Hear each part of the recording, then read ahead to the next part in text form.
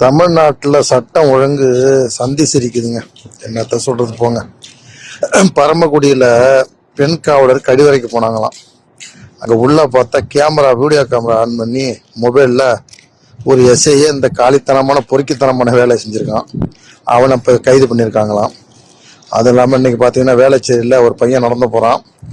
அவனை அஜாக்கிரதை 2 பேர் பிடிச்சி என்னமோ கண்டம் துண்டமா, அது எப்படின்னு சொல்றதுல வார்த்தை இல்லை போங்க. அந்த மாதிரி மாணவரையா வெட்டி தள்ளிட்டு அசால்ட்டா பொறுமையா நடந்து போறானோ. சட்டம் ஒழுங்கு முதல்வர் நேரடி கண்காணிப்புல இருக்குது. கேட்டா என்ன சொல்லுவாங்க, எங்க ஆட்சியில எதுவுமே கிடையாதும்பாங்க.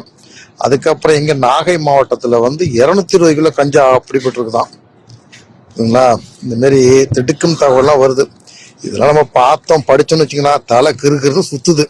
ஆனா எந்த மீடியாவும் இதெல்லாம் வெளியிடாது. ஏன்னு வச்சுக்கலாம், எல்லாமே ஆளுங்கட்சிக்கு விளக்கு பிடிச்சிக்கிட்டு சொம்பு பிடிச்சிக்கிட்டு இருக்கு மீடியாலாம். அப்படிதான் இருக்கு. நாட்டுல எவ்வளவு அநியாயம் நடக்குது. அதை யாருமே வெளியில கொண்டு வர்றதில்ல, வெளியில சொல்றதில்ல. சொன்ன அவன் மேல வழக்கு. இதை தேடி கண்டுபிடிச்சு அடிப்பாங்க, தேடி கண்டுபிடிச்சு வழக்கு போடுவாங்க.